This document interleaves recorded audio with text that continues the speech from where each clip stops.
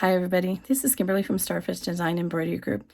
I know I did a snap tab tutorial maybe 2 years ago when I was brand new to doing all this embroidery and all that kind of stuff, but things have changed. I've gotten better at doing videos, I hope, and better at digitizing, I hope. So I thought I'd do a new video for you. So I'm going to go ahead and show you all the things that you need to use for making snap tabs and eyelet key fobs. So I'm going to splice the videos together here, and then we'll get going.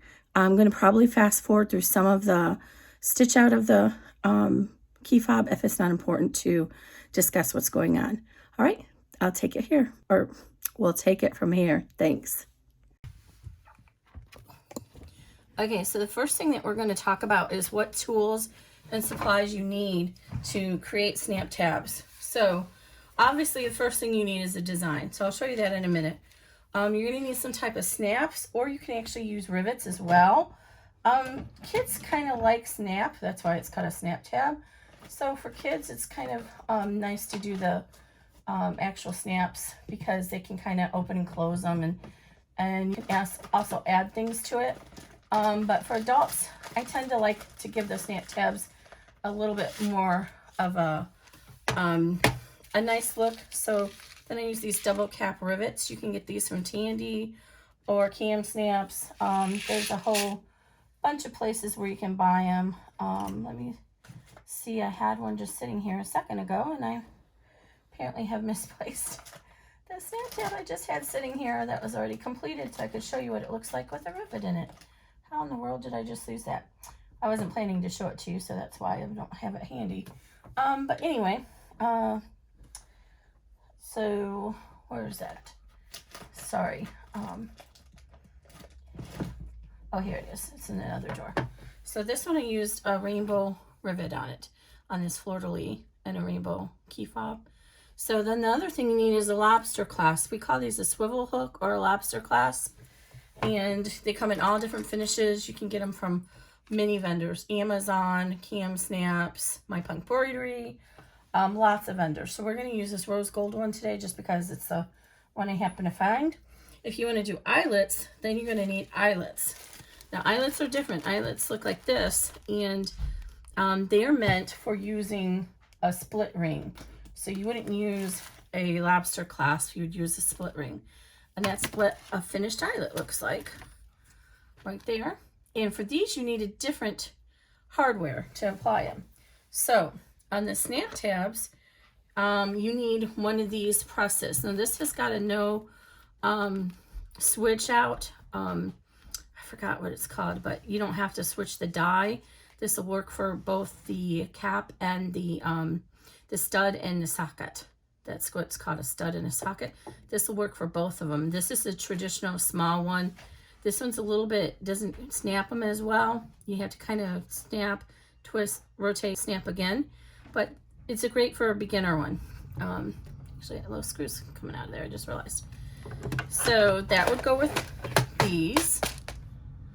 And then if you want rivets, you need to have special dies for the rivets that look like this. Again, you can get those at Cam Snaps. And then the eyelets, you have to have something else. There is an eyelet setter from Cam Snaps as well, a die, but most people use these crocodiles if you can find them on sale.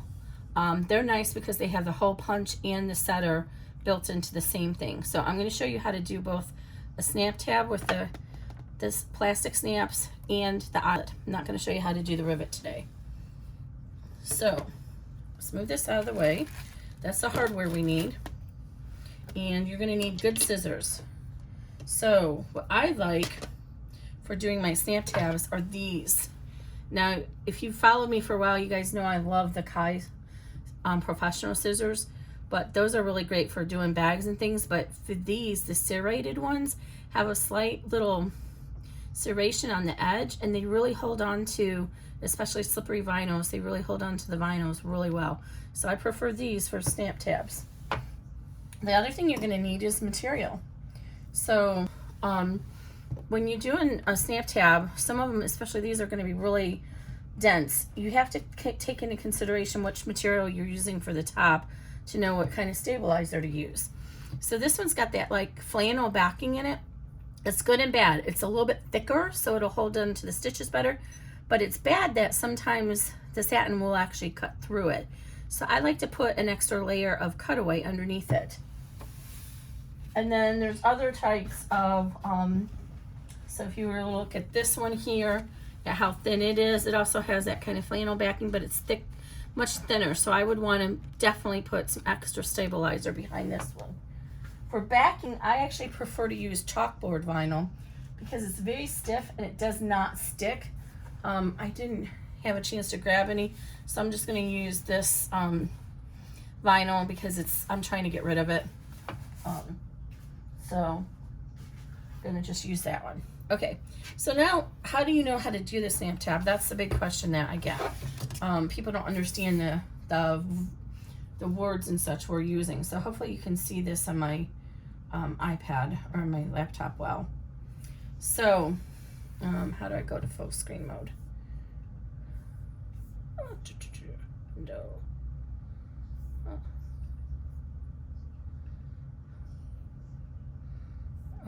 Might have to use the one that we're doing. Okay, sorry. I had it ready and somehow I pulled the wrong one up. Here we go. Okay, so we're gonna do this comma la 2020 snap tab. So when you get your snap tab, your design, it's gonna look sort of like this. You're gonna get some type of stitch map with it. Now some people don't give a stitch map because they just assume everybody knows how to do snap tabs. I usually include a generic one that gives the basics, because every snap tab is going to have so many different steps, but the basics are all the same. You run a die placement on your stabilizer, you run all the different stitch designs, and at the end you add a backing and run the last stitch. So this is showing you what that looks like, and you probably all are familiar with that. And then oops, I'm over here using my screen. My screen's not a touch screen. All right. So, and then here's all the steps. This will show you what the steps are. Now, all of my snap tab and key fob designs, I all start with the same, where's my little pointing device at? I use the same colors. If you're using a Pez, or in this case a Jeff, it's gonna show it. I lost my little pointing device. My purple thing. But every digitizer is different. So I use Bermuda pink is always my die placement line, and black is always my end, and my snap placements are this orange. So that's how I always use mine. So you'll see we're going to run the die placement line first, then we have all these colors that make up the extra design. Then we're going to run the die placement line. That's optional. You may not want to use those little placements. You may have your own way of adding your stamps and rivets, so you could skip that step if you wanted to. And then we're going to add the backing to the back of the fob and run that last step. So I already have this all keyed up in my laptop or my embroidery machine, ready to go. So let me find somewhere to put my laptop so it does not break. Okay. So I'm going to go ahead and run the first step, and that is going to be our die placement. It can be called a die line, a placement line. Every digitizer is different.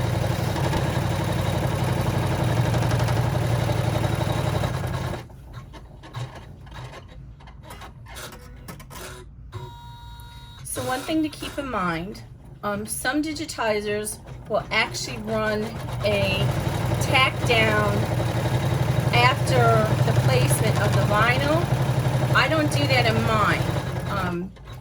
I don't think it's necessary, and what happens more often than not when you do that is that the stretch of the vinyl and the distortion that happens from the actual stitching will make the vinyl outline off kilter.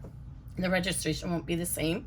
So that's why I don't do that on mine, because I don't think it's necessary, and then you risk that issue of the registration being off. So I'm going to go ahead and cut some scrap. A little bit thicker. This is actually tearaway, but just a little bit thicker than what I have in there, and you could use cutaway. And I'm gonna add this in just because the stitches are a little bit dense and I wanna make sure that I have enough coverage for that. So I'm just gonna tuck these underneath my vinyl, and then I'm gonna tape my vinyl down on top of it. So you could put this on the back of the hoop as well. Okay, so there, I have that ready. So what we wanna do next then is, you see we have our placements. We want to lay our vinyl. You need to rough cut a piece of vinyl that's going to come around this by at least a ½ inch extending on either side, all the way around. Most people are not going to give you cutting instructions. I don't include cutting instructions because it just is complicated, and then, you know, it adds a lot more to the process. But you basically just kind of eyeball it or use a ruler and measure out how much you need here. So I'm going to do the eyelet in pink because I just got this sample from My Punk Embroidery, which, hello, Kimberly did not know there were new colors coming, so I'm pretty excited about that because the Origami Illusions is one of my favorites. So, and these are actually great for the key fobs. So I'm going to go ahead and put this down, and then I want to make sure that I'm covering all the way around. And of course this is, because I think it's like 4 inches, and that it extends over it. And what you can do is, once you have it taped down, you can raise it up and look at a light source and make sure you see it from the back all the way around. So I'm trying to get tape on the very edges so it doesn't leave any residue. All right, and now I need to get a piece of this one. Oh, what color do we want to use for that? Ooh, yes. I really, really love using Geo Glitter for the key fobs because it just is so sparkly and so pretty. It's my favorite. My favorite. And I'm not going to be doing, see how I'm guesstimating this? What I did was I held this up, the roll up to it, so that I could see how wide it is. So then I started cutting there, and now I come over this way and see how tall it needs to be. And then I just make a snip, and then I can just kind of eyeball it and cut it around. And that way you don't waste that much vinyl. But you can always measure it.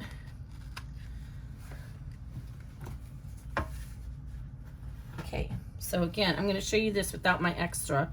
You want it to come around and make sure it covers all the way around that key fob. So bend it back and make sure it covers all the way around. I'm going to add this extra stabilizer in here, and then I'm going to have to decide what colors I want to use since I'm using this pink and purple. I think I might just use white. Now when you're doing two pieces like this together in one hoop, what I did is I used my embroidery software to join an eyelet and a snap tab together. Most designs you're going to get the singles, so a 4x4 hooping, and usually the snap tab is going to be at an angle because that's usually the only way you can fit it in a 4x4. And then you're going to get, most of the time, depending on the digitizer, a 5x7 multi-hoop that gives you usually 3 key fobs or eyelets in it. That's what most people do. Now, not all digitizers do, so don't quote me on that. I'm not speaking for all digitizers. But generally speaking, when I'm doing key fobs, I'm giving you the multi-hooping and the singles. But when you do this, when you're piecing together vinyl like this, you want to make sure you put tape down in the middle, because what happens is the presser foot starts to come over here. It might stick up on this and pull it up. And especially if you're doing a key fob that has thousands of stitches, you don't want to ruin it at that point. So just put lots of tape down to make sure that that doesn't happen. Okay, so now we're ready. And just to be safe, we can pull this up and look at it from the back, and we can see that we have good coverage all the way around. And now we're going to pick and do our next color. Now, you don't have to use the colors that are in the file. It's your key fob. Generally speaking, the digitizers are going to give you the file colors that they think will look best for the design, but I don't do that, with exception, like if it's patriotic, like I just did some women vote kind of patriotic kind of designs. I'm not gonna say the word, I hate the word, but if you're in my group, you know what word I'm talking about. I don't use that word, I hate it. It's ironic that I did it, but somebody asked for it, so I did it. But it's, in my opinion, a profane word that the President of the United States uses to describe women that he is intimidated by. So let's just say it that way. Anyway, I wanted it to have a patriotic feel, so I have a little wavy background with red, white, and blue in it. So in that case, then I would want you to use the colors. Okay, I apologize. My threader has not been being nice. Might be because I have a 9014 needle in there, but it's been being a little bit of a jerk to me lately. Did I forget to mention I have just regular medium tearaway hoot. Now you can go ahead and immediately hoop the heavier cutaway, especially if you're doing a design that has, I'd say if it's like more than 6,000 stitches, go ahead and hoop medium to heavy cutaway.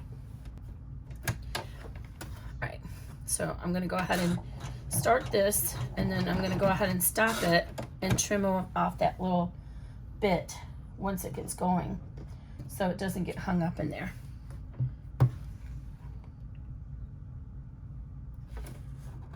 If you don't trim it in your jumps as you go along, then at the end you could have a very messy appearance. So, oh, I'm not sure that this was the right choice. Oh well. It's looking kind of, I'm not sure if it's gonna show up well. There is a different type of stabilizer called Wetland Stabilizer. If you guys are familiar with string theory fabric art, Ricky does amazing fandom work. She's amazing other kind of work too, but she specializes in fandom stuff. She's an amazing digitizer, but if you're familiar with her, most of her designs are very heavy stitched. So I learned about Wetland Stabilizer from Matt Dennison in the Janome group, and I tried it with one of her designs, and it was the first time I ever got one of her designs stitched out with poofing up, because what happens is the vinyl stretches and it gets poofy from all the heavy stitching. So if you're going to be doing this for a business and selling these key fobs, then I highly recommend you invest in the Wetland Stabilizer. I just forgot the name of the manufacturer, super something. I found it on Amazon, and I'm gonna go ahead and stop this and get that little tail trimmed out. It's super something or another, but if you Google Wetland on Amazon, or if you look on my list in my group, I have it in there. It is fabulous, so much better than any of the others. And it's the way the stabilizer is made. Instead of being like grainy or woven feeling, it has a randomization about how the particles are laid down to form the stabilizer, and because of that, it prevents all that stretching. It's fabulous stuff, but it is much more expensive. But if you want good quality to sell to your customers, then go ahead and do it. I think I'm going to use the same color for the 2020.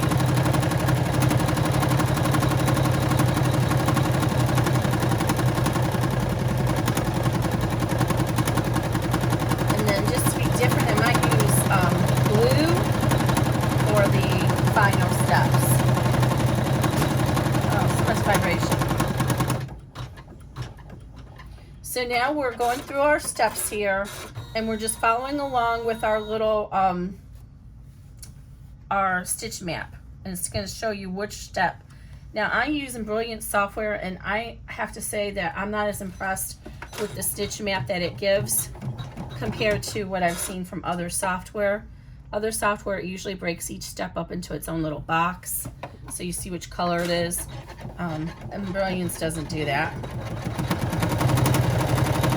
So if you don't have software, you kind of might want to just enlarge the picture that shows up next to it so you can see what step is what color. But in something like this, it's pretty obvious. And there's no applique here. You could have applique on a Stamp Tab for sure. There's none on this one.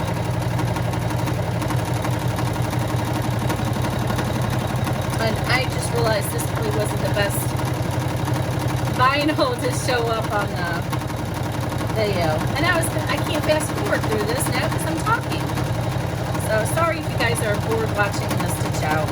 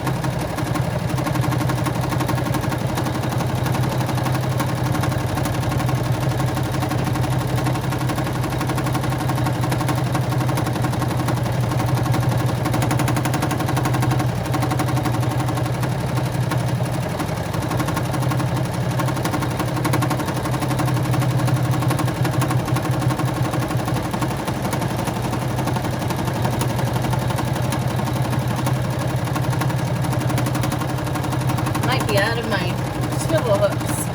I've only seen the rose gold ones there.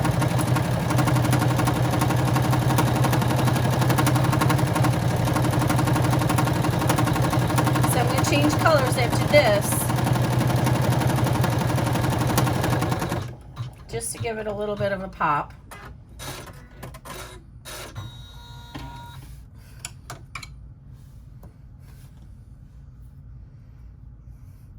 And I'm using this aqua / turquoise blue color because it's almost out and I'm just trying to use it up. Now with Stamp Tabs, feel free to use the rayon threads with those because there's no construction to them. You're not making a bag or something, so the stretch of the rayon is not going to make any difference. But the rayon threads are so pretty and shiny, so they're a nice feature.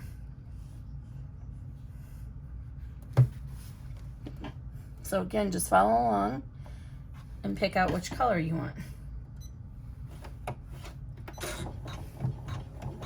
And once it comes up and you get a few stitches up, go ahead and trim that bobbin tail and the other tail out of the way.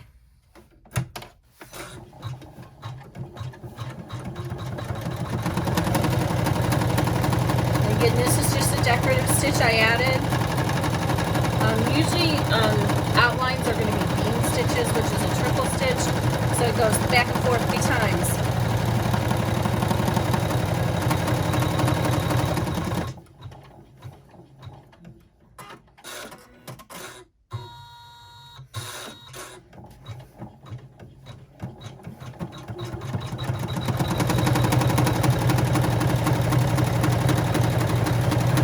Sometimes you can do that and get in there and stitch it before it moves away.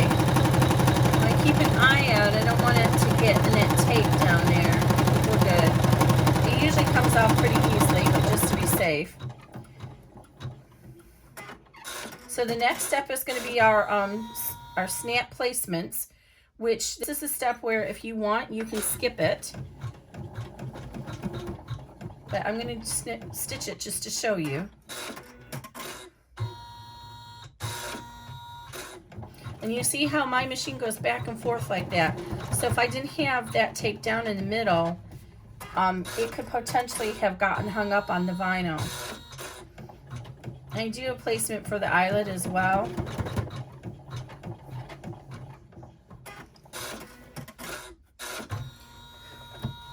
Some of my key fobs, depending on what they are, the eyelet for the placement for the eyelet, this version, may actually have 2 steps. It may be a like 1 millimeter satin stitch, and then also just this little bean stitch, because it just depends if I think it's meant to be able to withstand the key fob going straight into the vinyl or not. So I'm going to go ahead and turn this to the back now. I'm going to gently pull these little stitches out from the knots and move them out of the way. And now we're going to get our backing vinyl. And in this case, I'm using the same vinyl for the whole back. So I'm just going to cut one piece that'll cover both of them. And I'm not going to do it individually. That's a little bit more waste of vinyl, but I'm okay with that because I'm trying to get rid of this vinyl anyway. So cut across. And also this vinyl's slippery on the bottom, so it shouldn't stick on the bottom of the hoop. So one thing you have to be concerned about is vinyl drag. And what that is if you are working on a key fob and it gets really knotted and a mess on the back, and you're like, why is it doing this? Why is it doing this? It's from vinyl drag. And I'll show you here in 1 second what I mean by that. Vinyl drag is when the vinyl on the bottom of the hoop, because let's face it, most of the time, our machines are not expecting to have vinyl on the bottom of the hoop. They're expecting to have nothing on the bottom of the hoop, but we're putting vinyl on the bottom of it. So this vinyl is going to be here, and then it's going to be on top of our machine, and it's going to be going back and forth like it's doing. So you see this one is gliding right over it, no problem. But, I'm going to be careful, I almost unhooped that. This geo is infamous for it. If you put the geo down, it's hard to see, but it sticks. It's sticking on the white part of my machine. In some machines, I have the silver part that sits proud of the machine, but not all machines do. A lot of the machines, this needle plate is flush to the top of it, and so the vinyl sticks to it. And when it sticks, all that sticking is pulling the stitches, and it's making them look really distorted and ugly.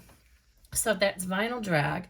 How you can get around that is by putting a piece of scrap tearaway underneath, tissue paper.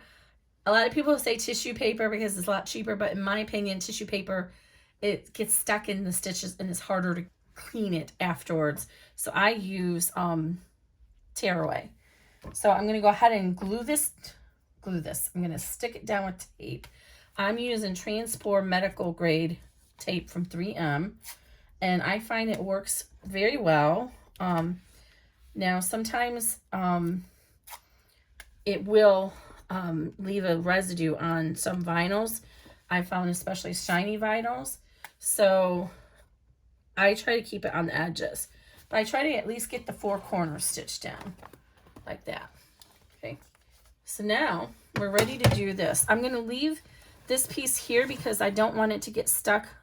Let's see, it's going to do, no, it should be fine. I'm going to go ahead and pull this piece of tape off right here on the pink because it's very close to where the final bean is going to stitch out, and I don't want that to be stuck in the tape. So I'm going to keep an eye out when this moves over here to make sure it doesn't stick on there. So the next thing we're going to do, and I'm doing a multi-hoop, so I'm going to have to try and catch it before it gets to the second one, I want to pull my bobbin thread up, because if I don't pull my bobbin thread up, then what's going to happen is it's going to start stitching, and the bobbin thread on the bottom is going to be a knotty mess, and you're going to have this big old tangle there. Did it pull up? I might have to pull this down. Oh, I can see my thread is getting wonky there. Pull it out a little bit more. Okay. So what I like to do is I just take the hand wheel down. So you hold on to the tail, then turn that hand wheel one whole rotation, your needle comes up. I have to kind of hold on to this upper thread on my machine, but you might not have to on your machine. I have to give some tension to the upper thread as well. And then you just pull up with your other hand, and you'll see that the bobbin thread will come up. And then just grab that bobbin thread. You see that I have the bobbin and another thread. Now I'm going to put my presser foot down again. I'm going to hold on both of these, and I'm going to start the final stitch, the final bean stitch. And as soon as it takes a few stitches and locks in place, I'm going to go ahead and stop it, and I'm going to trim those tails away, and then let it finish stitching. I'm going to try and catch it when it gets to the pink one, so that I can do the same thing with the pink. It is not the end of the world if you don't catch it, because you can always burn those edges.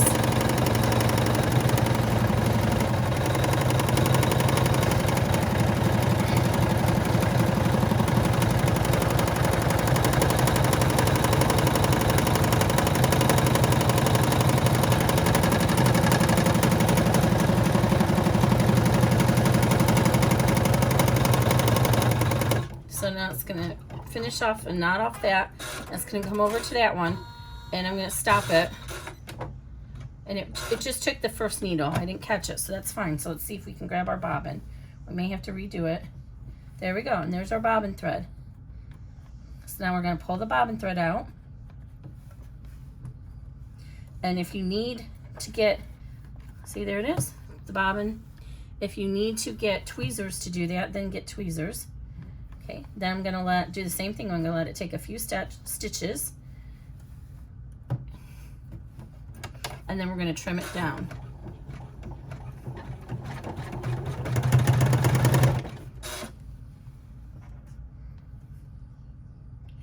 And it takes a few seconds longer, but you get a much cleaner back on your key fob.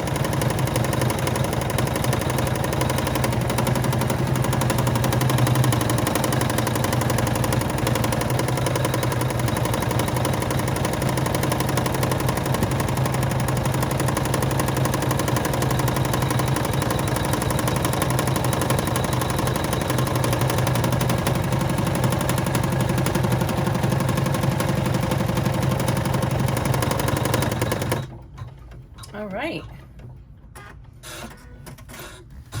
now we're done, and it's going to go back into the center, which is why we always add that extra step on my in the hoop bags, because it goes back to center. I'm going to go ahead and move my hoop down here out of the way so we have room. Now if you look on the back, you see that looks much neater. There's no dragging of the stitches. We do have the little tie off there, but we're going to take care of that. So go ahead, and I should have removed the tape. It's actually easier to remove the tape if you leave it in the hoop first and then do it, but that's okay. So since we're using tearaway, you can go ahead and just tear the tearaway away as you go along with getting your fob ready to cut. But if you're using cutaway, you would not do that. You would just cut it so that the cutaway stays within your key fob. But the tearaway, you can go ahead and pull out as much as you want. You won't get it all out. You'll still have some scraps inside the key fob. But first thing I'm going to do though is I'm going to use my big dressmaker scissors, and I'm just going to cut down the middle so I can get the tearaway out.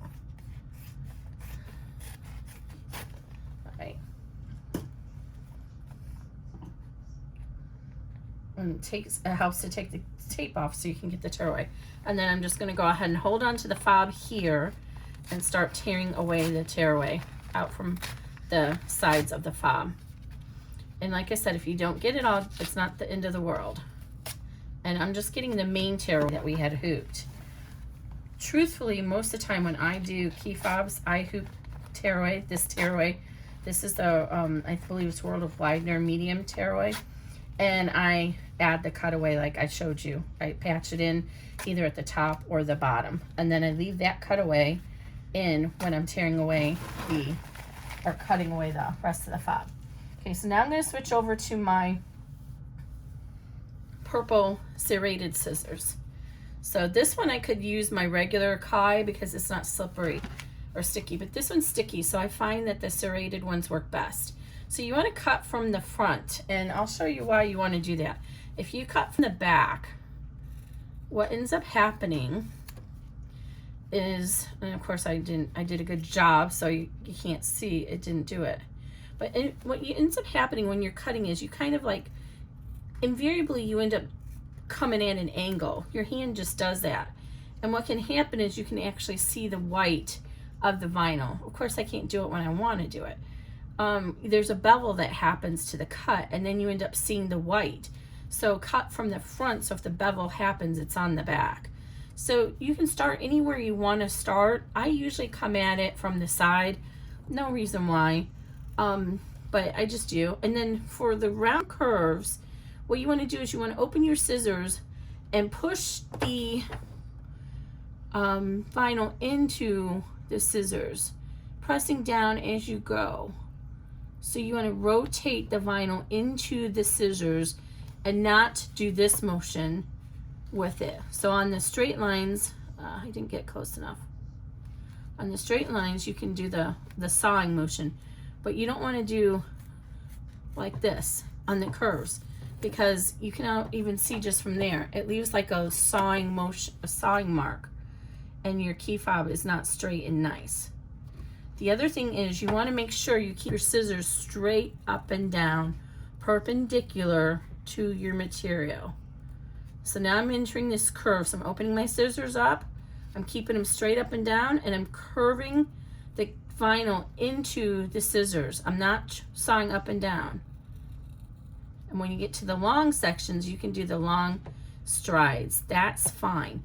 But when you're doing the curves, you want to curve, open your scissors up. I'm not close enough. Open your scissors up and curve, press down as you're turning the vinyl into the scissors with the other hand. And that's how you get the nice straight cuts and you don't have all that jaggedy stuff. And I try to get as close to about 1/8 of an inch to 1/16 of an inch to the fob, or I'm sorry, to the bean stitch. And that's a nice clean look. But try, doesn't matter if you are 1/8 of an inch, 1/16 of an inch, or 1/4 inch. What matters is that you're equal all around. That's even all around. So even if you can't get that close to these fine details, then leave it longer. Leave 1/4 inch. If that's yours, that's fine. It's not going to take away from the look of the fob. You just want it to look even all the way around. Oops, I messed that up somehow. All right. And you can see at the top I didn't get it even because I was trying to show you that. So now that one's out of the way. And some of these big pieces, I will save that because those are good for tabs, for bags. And some people save even smaller pieces like this because they use it for applique. This was actually a big piece.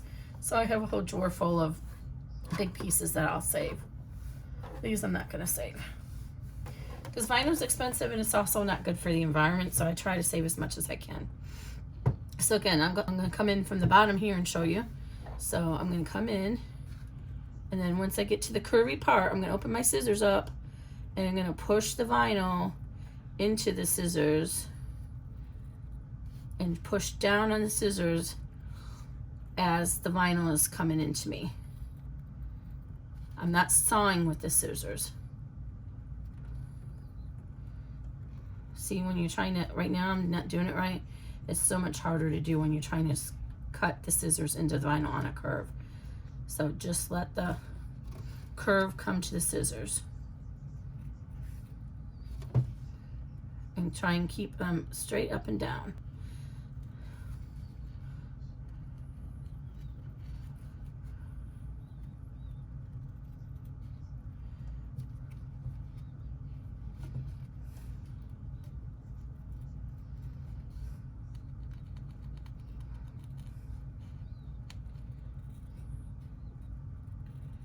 And then you just kind of go around the little curves.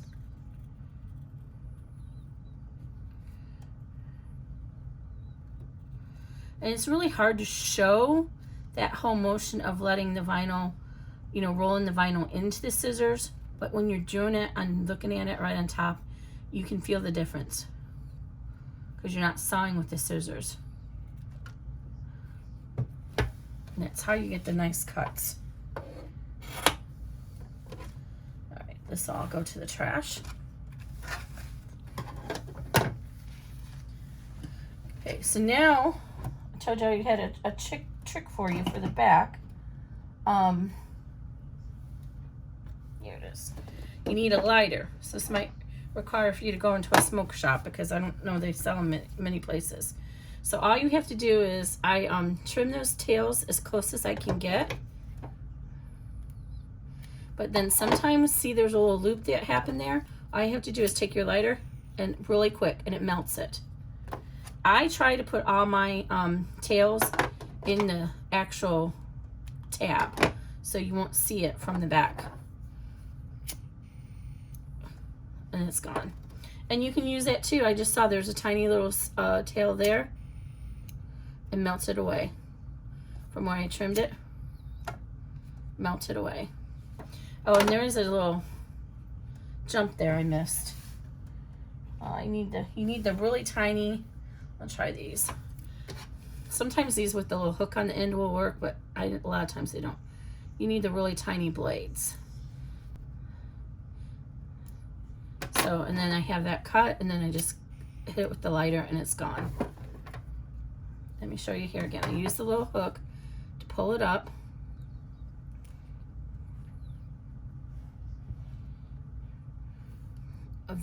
These little hooky things work great. Trim it as much as I can with the scissors and then hit it with the lighter and it's gone. All right, so now let's go ahead and do our stamped first. Oh, I forgot the hole puncher. Let's get the hole puncher out. If you do not have a hole puncher, then you can use the awl that comes with the stamp. But just invest in the hole puncher. Oh, I could use the hole puncher on the crocodile, but that's okay. I want to show you the hole puncher. I forgot the hole puncher. So the hole punchers are not expensive. They're leather hole punchers, rotary punchers. The reason I like these is because they take part of the material out, which allows the snap to fill in better. So I have it set on this one. I don't know what it's not. This is a cheap one from a store that starts with HL. I won't shop there anymore, so I'm not saying their name. But you can get it from Amazon, Joann's, anywhere that sells leather tools. And you just go ahead and select whatever setting you want. So then what you do is you just want to go ahead and line up in that little hole the placement and punch through the hole. Line it up, punch it through. And for the eyelet, we're going to use the hole puncher that comes with the eyelet because we need a little bit bigger of a hole. Sometimes it doesn't get the extra little vinyl out, so I pushed it out with the awl, or in this case I'm using a little screwdriver. It doesn't always pull it out. Okay, so now we want to get our cam stamp pliers. And the trick to doing these with the regular size cam stamps, most of the time this works for me, is first of all removing that extra material with the hole punch, and then secondly compressing the cam stamp twice. So you have the caps, you'll get 2 caps, and then 1 socket in 1 stud. So this is the socket, it's incoming piece, the female piece, and the stud is the one that has the plastic proud of the flat part of it sticking up, so it inserts into that. Male, female. So I always do the same. For whatever reason, I always put my socket on the bottom. No particular reason why, I just always do. So you see how their little tip is going to stick through there. So then you insert the cap into the round part of your base of your die set. So your cap goes in there, so you kind of have to hold it with your finger a little bit to get it started. And your cap will go in there. And once it's seated, then go ahead and push. So make sure this is shown evenly and push as hard as you can. And then what you want to do is you want to rotate it and push it again. And sometimes I'll even do 3 times. But what you want, I hope you guys can see this, you want that little tip to now look like a flat pancake inside there. And it does. And then we're going to do the same thing with the stud. We're going to put him there. I use my finger to hold it in place. I'm going to put the cap in the black part. And then we're going to go ahead and press it down. And this is the one that usually gives me trouble. I press it as hard as I can, rotate it, and press it again as hard as I can. If you upgrade to the professional pliers, you won't have the same issue. And it does look nice and flat in there. Now, before I sell these, I always make sure to test it and open and close them 3 times, because I want to make sure my snap is not going to come apart. And if it does, then I have to fix it. So that's all there is. So open and close, and it's nice and tight. So then you enter it into your lobster clasp, and it's all set. And if you use thicker lobster clasp than this, or swivel hooks, then you can just trim your vinyl a little bit wider at the top. These are 3/4 inch swivel hooks. And I just dropped the other one, so I need to get that one. Just a moment.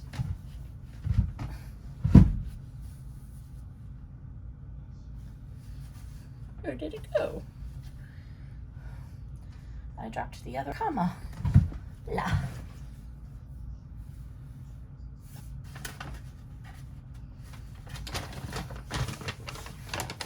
Get one in my bag of pork. It did. All right. So that's how to do the snap. So again, we have the 2 caps, the stud, and the socket. So now let's move on to the eyelets. You can get this bag of eyelets if you search on Amazon. I'm sorry, eBay. I think it was like $5. I have 2 bags in here that I merged together. I believe it was like $5 for all of them. There's a lady, that's all she sells on there is these eyelets. Or you can buy them anywhere else. Do we have a pretty turquoise that will match the turquoise thread that I put in there? So these are all different shapes. So let's grab this little round one. Now I have a little bit more trouble with the eyelets, and I did just double check that my setting tool is correct before I started this video. But I don't usually get really good clean eyelets, so I don't know what the problem is with me. But I'm going to show you anyway. I would much prefer the double eyelets that have the placement on the back. There's a little ring. So on the crocodile, you go ahead and position this to cut the hole in it. I don't like this as well because it's harder to see the hole. But if you start to press down, the little blades will come out. I don't know if I can show you this. And you can see where they're at, and you can position your hole. So can you see those little blades came out? And then you just push it down. And then these rotate and have to be in a certain position for the eyelet. So you put the top of it in that way, and so that piece is pushing through the bottom, and it's going to get stretched out. And this is the piece that I seem to have trouble doing successfully. So you put it, you got to push this back to the front. You push it in there. There's a little pin that comes down in the die from the top, and then you just kind of push it down, and it stretches that out on the back. And then you put your little key ring through it. And I hate doing these because it always damages my nails. I know there's a little thing you can use to not damage your nails, but I have not successfully been able to use that. So you just put your little split ring in here.